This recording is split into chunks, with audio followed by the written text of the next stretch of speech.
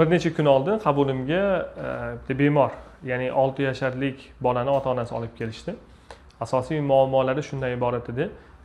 Har doim nafas olishda muammo borligi, har doim og'zini ochib uxlashi, eng asosiysi juda ham tezda og'rishi bilan kelgan.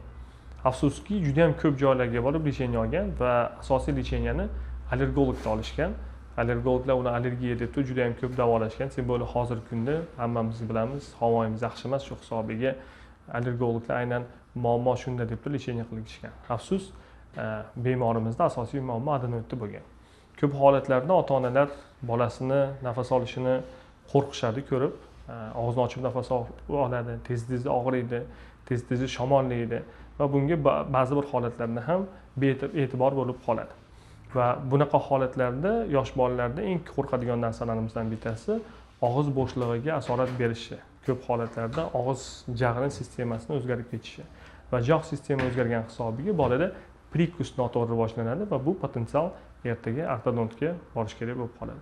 Xullas, shu bolani tekshiruv qilganimizda adenoid chiqdi. Adenoid 3-darajasi bo'lib chiqdi va ota-onalar ko'p holatlarda adenoid bo'ladigan bo'lsa, olib tashlaymizmikin degan fikrga kelishadi.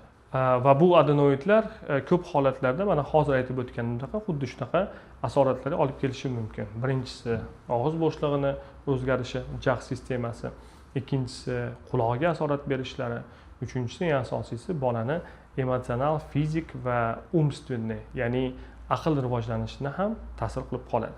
O'zi adenoid hamma yosh bolalarda bormi desangiz, albatta bularda bo'ladi va ko'p holatlarda bu adenoidlar kattaygan hisobiga burunni yo'lini to'sib qo'yadi va shu hisobiga bola nafas ola olmaydi. Va shunaqa holatlarda asorat berganda qulog'iga ko'p holatlarda eshitish pastligi, ya'ni zaifligi holatlariga olib kelib qolgan случайлар bo'lgan. Bemorimiz keladi, adenoidni davolaydi. Afsuski, bu holatda qulog'iga asorat berib bo'lgan bo'ladi va bola уже quloqsiz, ya'ni eshitishsiz qolib ketib qolishi holatlar ham yuzaga keladi. Bundan tashqari eng ko'p tajribamizda ko'radigan asoratlarimiz bitta kichkina muammoga e'tiborsizlik ertaga bu dushida juda ham katta muammolarga olib keladi. Hammamizga ma'lum, stomatologik protseduralar hozir juda ham qimmat. Bitta 1-2 o'zini qo'yishi bu 10 milliondan tepasidan boshlanadi va u pullar u yerda tursa, eng asosiysi bolaga diskomfort olib keladi. Har xil kapalar kiyadi, har xil natijnoy proses deyiladi, ya'ni tishini fiksatsiya qilish uchun har xil fiksatorlar qo'yiladi va bu esa bolaga juda ham katta diskomfort olib keladi. Va shuning uchun ota-onalarga qiladigan tavsiyamiz shundan iboratki, bolani mana shunday holatlarga olib kelishingiz kerak emas. Adenoid bor bolalarda qanaqa simptomlar yuzaga kelishi mumkin? Har doim ham nafas olishda muammo bo'lishi shart emas. Nafas yaxshi olishi mumkin, ammo ko'p holatlarda ota-ona keladi, bizga aytadiki, nafas olishi yaxshi. Yaxshilab e'tibor qiladigan bo'lsangiz, burni bilan yaxshi nafas ola olmaydi bola. Har doim og'zini ochib nafas olishga harakat qiladi. Sababi burundagi obstruksiya, ya'ni to'liqanli yopib qo'yishi shunaqa holatga olib keladiki, og'zi bilan nafas olishga vunujni bo'lib qoladi. Bundan tashqari qulog'iga asorat berib qolishi mumkin. Bolani asosiy shikoyatlari eshitish pastligi ham bo'lishi mumkin va shunaqa holatlarda albatta shifokorga murojaat qilishingiz kerak bo'ladi. Yana qanaqa simptomlar yosh bolalarda bo'ladi?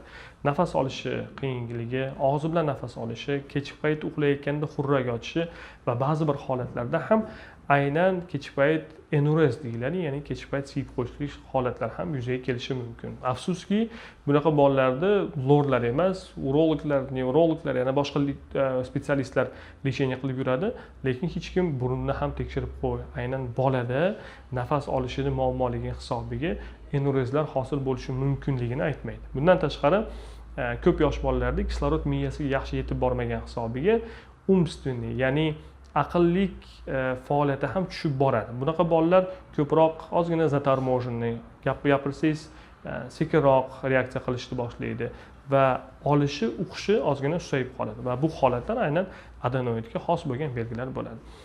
Ko'p ota-onalar qo'rqishadi, adenoid olganimizdan keyin qanaqa qilib tekshiradi, uni qanaqadir ukol qiladimi yoki aytaylik, rentgen qilinadimi? Afsuski, hozirgi kunda bu holatlar juda ham ko'p bizni istoriyamizda bo'lgan. Yosh bolalarda palsevoy исследование deyiladi, ya'ni barmoqni olib og'zining ichiga kirgizib tekshirib, u eski sovet davrida qolib ketgan. Hozirgi kunda juda ham zo'r endoskopik yaxshi uskunalar chiqib ketgan. Birinchi navbatda bu juda ham og'riqsiz bo'ladi. O'zi maxsus kamerasi bo'ladi. Kamera orqali burunda akkuratni kirib ko'riladi. Biz maksimal darajada yosh bolalar bilan kontaktga kirishga harakat qilamiz. Yosh bolalarni tekshiramiz, ko'ramiz, ular bilan gaplashamiz. Imkon darajasida ularni nima deydi, poli nimasiga kirishga harakat qilamiz. Aldaymiz, konfetlar beramiz, kerak bo'lsa ular bilan muloqot qilganimizdan keyin, ularning doveriyasiga kirganimizdan keyin qo'shimcha qanaqadir tekshiruvlarni sekin akkuratni qilishimiz mumkin. Ba'zi bir holatlarda ozgina doktorlar qo'pol bo'lib qolishadi va shu hisobda bola qo'rqib qoladi. Bizning asosiy prinsipimiz shundan iboratki, maksimal darajada bolaga komfortli holatlarda tekshiruvlar qilish va bundan tashqari agarda mabodo aytaylik, endoskop yordamida, ya'ni kamera orqali ko'ra olmasak, qanaqadir boshqa metodlar bormi?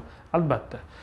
3D kompyuter tomografiya degan tekshiruvlar bor. Bu tekshiruvlar orqali bemalol 100% diagnoz qo'yishimiz mumkin. Adenoidni nechinchi darajada? Bu rostdan ham adenoidmi yoki boshqa narsami? Va bu adenoid bo'ladigan bo'lsa, bu adenoidni lecheniya qilish kerakmi yoki bu adenoidni olib tashlash kerakmi degan savollarga bemalol javob berishimiz mumkin. Profmed servis klinikasi professional shifokorlar komandasi bo'lib, xalqimizga 10 yildan beri 50 mingdan oshiq jarrohlik amaliyotlari bilan, eng asosiysi garantiyaviylik jarrohlik amaliyotlari bilan xizmat qilib kelmoqdamiz. Agar sizda burun va halqumda burun to'sig'i, angiofibromlar, adenoma gipofizalar va boshqa quloq kasalliklari, eshitish pastligi bilan bog'liq problemalar, shunga o'xshagan problemalaringiz bo'lsa, bemalol Profmed servis klinikasiga 24 ga 7 holatda murojaat qilishingiz mumkin. Agar sizda lor sohasi bo'yicha muammolaringiz bo'lsa, yuqori malakali jarrohlik amaliyotlari kerak bo'lsa, pastdagi raqamlarga murojaat qiling. Professionallar siz uchun xizmatda bo'lamiz. Adenoidni aniqlaganimizdan keyin, agarda bolangizda aytaylikki adenoid vegetatsiyasi chiqqandan keyin qo'rqmang, xotirjam bo'ling. Bu qo'rqinchli diagnoz emas. Bu diagnoz bilan bolangiz 100 yil ham yashasa bo'ladi, xudo xohlasa, ammo kачество жизни deyiladi, o'zgarishi mumkin va adenoid vegetatsiyasi bolangizda bor degani, u degani har doim ham olib tashlash kerak degani emas. Bizni yonimizga juda ham ko'p bemorlar kelishadi. Bularni har doim nechinchi darajasida bo'lishidan qat'iy nazar biz har doim konservativ lecheniya, ya'ni davo qilib ko'ramiz. Bu davoni bir necha marta kerak bo'lsa olinadi.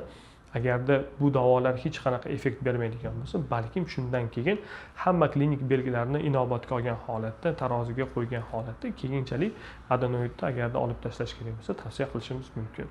Va ko'p holatlarda to'g'ri lecheniya qilinadigan bo'lsa, allergiyani oldini oladigan bo'lsa va biz aytgan muolajalarni vaqtida, etap bilan qiladigan bo'lsa, ko'p holatlarni adenoidlar 100% davolab ketgan holatlar bo'ladi.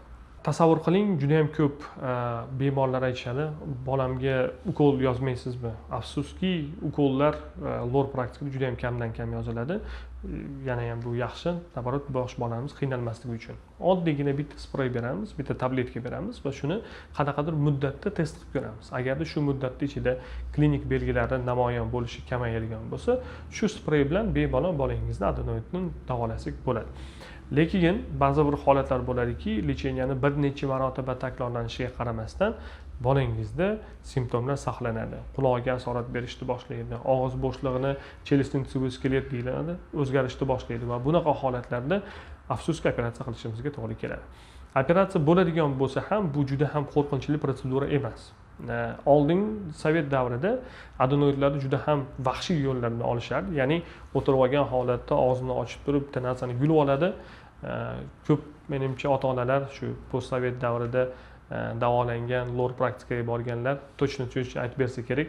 Juda ham ko'p shunaqa protseduralar bo'ladi va bularda afsuski psixoemotsional travmalar hosil bo'lib qoladi. Hozirgi kunda esa bularni umuman biz yo'qotganmiz. O'zimiz praktikamizda maksimal darajada yosh bolalarga komfort bo'ladigan usullarni o'zimizni diagnostik va operativ metodlarimizga tiqamiz. Birinchisi bu gazoviy narkoz. Bu juda ham hozirgi kunda eng такой dolzarb muammolardan bittasi narkoz qanaqa bo'ladi. Bu narkoz gaz orqali beriladi, nafas oladi, bola shu bilan uxlab qoladi. Qo'yishki 10-15 minutlik proseduradan keyin bola uyg'onadi va shu kunda o'zida uyga ruxsat beramiz. Operatsiyamiz 100% endoskopik, ya'ni maxsus o'zini kameralar orqali, o'zini spetsial instrumentlari bor. Shaver, mikrodebrider, kablator, lazer, shunga o'xshagan instrumentlar yordamida adenoid olinadi. Shu kunning o'zida bolaga uyga ruxsat beriladi va reabilitatsion periodi juda ham tez va ota-ona sifatida bemalol ayta olamanki, o'zimizning farzandlar, jiyanlarni ham ana shu usullar bilan olgan kunlarimiz bo'lgan. Shuning uchun qo'rqmasdan bu metodga davriya qilsa bo'ladigan metodlardan bittasi. Kichkinagina bir suhbatimizdan xulosa qilamizki, agarda sizni farzandingizda adenoid vegetatsiyasi bo'ladigan bo'lsa yoki shunga shubha bo'ladigan bo'lsa, qo'rqmasdan bizning klinikamizga murojaat qilishingiz mumkin. Juda ham zo'r mutaxassislar, xudo xohlasa, juda ham chiroyli qilib qarab berishadi. Ikkinchisi, adenoidi bor bemorlarda, aynan operatsiya taklif qilingan bemorlarda qo'rqmasdan bemalol klinikamizga murojaat qilsanglar bo'ladi. Doktorlarimiz, shifokorlarimiz har bitta elementni chiroyli qilib tushuntirib va maksimal darajada xavfsiz yo'llarni tanlagan holatda adenoidlarni bugungi kunda zamonaviy texnologiyalar bilan birga bemalol olib berishadi va bolangiz bir kundagina reabilitatsiya bo'lib, normal, yaxshi hayotga qaytishadi. Juda ham ko'p ota-onalar bizga odzivlar qoldirishadi. Ertaroq bilganimda, qo'rqmaganimda shu narsani ertaroq qildirardim. Bolam juda ham yaxshi hayotga qaytdi, maza qilib uxlayapti. Kech payt uxlaganda даже ovozini ham eshitmay qo'ydim. Qo'rqib ketaman даже. Bolam yaxshimikin deb xabar ham olib qo'yaman. Va shunaqa natijalarni xudo xohlasa biz sizlarga qilib berishga harakat qilamiz. Agarda sizda yaqinlaringizda shunaqa muammolar bo'ladigan bo'lsa, shu videoni yaqinlarga tarqating va bizning klinikamizga, ya'ni Profmed Service klinikasiga murojaat qilishingiz mumkin. Biz sizga yordam beramiz. Agarda videomiz sizga ma'qul kelgan bo'lsa, obuna bo'lishni va like qo'yishni esingizdan chiqmasin va bu videolar ko'p odamga tarqatilsa, manfaatli, yaxshi bo'ladi degan umiddaman.